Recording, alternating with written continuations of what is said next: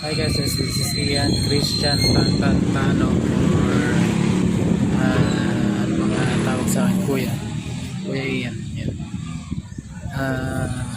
Ipapakita ko sa inyo guys is the Malaysian concept of my creation. Yan. Alright. Yan guys, is yung aking motor ng pangalan ay Details. Ang pangalan ng motor ko ay Details. Actually guys, para malaman din nating lahat, ako yung Tanra Galag. Ako yung pinakamatalino tao sa buong mundo. Ako ang nag-invento ng Malaysian concept, Malaysian look ang tao ko dyan. Malaysian look siya. Namili ako ng type ng motor na ipapangalan sa bansa ng Malaysia. Gusto kong iangat yung Malaysia dahil hindi sila ganun kagaling sa mga details. Kaya ayun, yun ang dahilan. Tsaka para makilala yung bansa nila. Kaya ginawa ko yan. Papakita ko sa inyo overall looking ng motor ko. Ayan.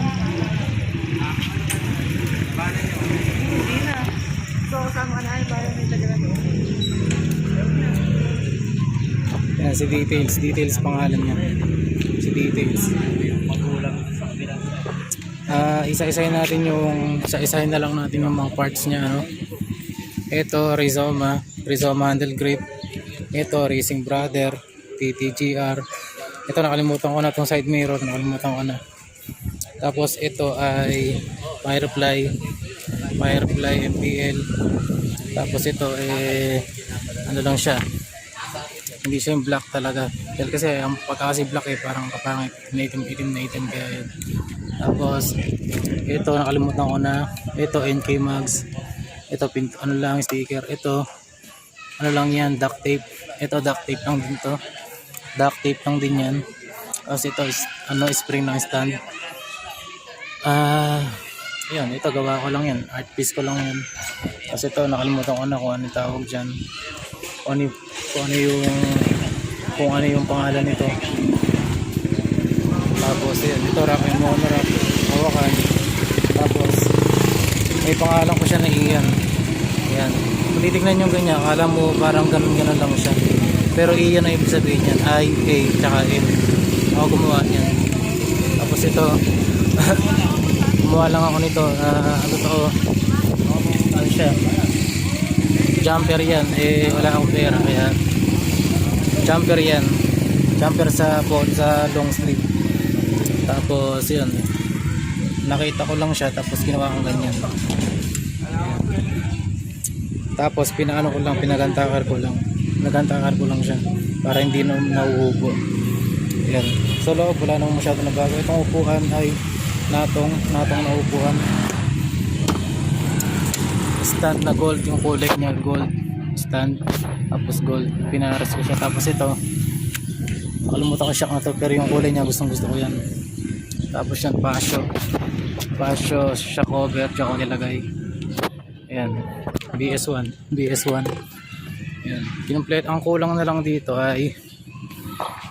sa motor na to ay yung muffler na SC projection yung kulang. Yung maiksi na bilog pero kulay itim. Wala pa akong pera kaya di pa ako nakakabili noon. Mag-ipon pa ako. Yung tapaludo niya pinutol ko kasi mas gusto ko yung diretso siya, yung parang naka-underneath, kaya ginawa ko yun. Parang Harley Davidson yung ano niya, plaka. Yan. Guys, kung gusto nyong gayahin guys, meron ako yung tip kung paano gagawing Malaysian yung yung motor. Paano gagawing Malaysian. Ito kitchen lang, ito binili sa akin, nilagay ko dyan. Yan. Kung gusto nyo gayahin, kayo bahala, pero yan ay ang motor kasi na to bago ko binili ay inano ko yung potential niya kapag sinet up, kasi pag bumili ka ng boardable na motor, pag sinet up mo itsura ka. Kaya ayun, hindi yung sporty pinili ko, tsaka lang din kaya ko yan, kasi crew lang naman ako nun. Yan, yun ang overall looking niya. Liliko natin para ipapaanda rin natin. Dito sa barangay ngayon kasi dito lang may semento na maganda, semento na ano semento.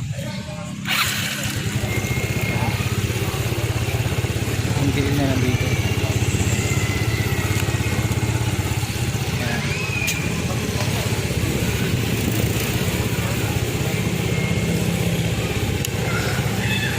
Ayan. Blue yung ilaw niya.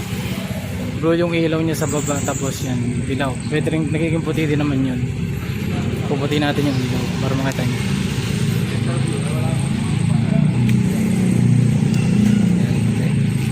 Para hindi kayo masaldak, nakikita nyo kagad yung tahan. Yan guys, sana may tutunan kayo kung paano gawin ang Malaysian concept. Yan, bibili lang kayo ng mga simple. Huwag na kayo dun sa, huwag na kayong bumili ng yung maraming detaling leather, ganun. Pero mahirapan naman kayo sa pag-setup. Kaya ako, pinipili ko rin mga simpleng item, mga accessories. Pero pag pinagsama-sama siya, napakaganda tignan. Yan, yung mga kasama natin tayo sa barangay.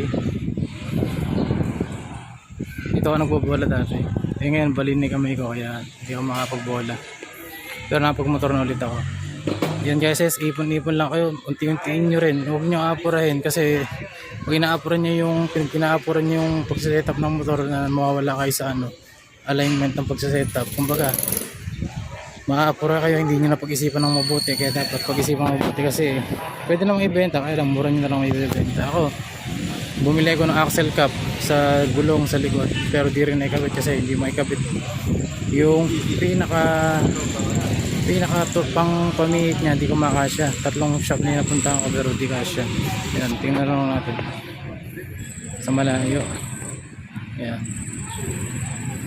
Malaysian concept. Ako ang original na nagpasimula ng Malaysian concept, kaya lang hindi pa siya nakukumpleto, na kulang na lang ng muffler, yun na lang kulang niya. Tapos chrome na lang sana, chrome silver ko na lang sana yung makina niya. Ito, chrome silver ko na lang sana lahat. Tapos yan,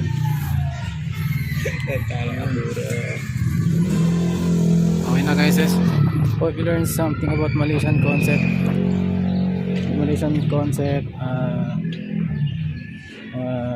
building.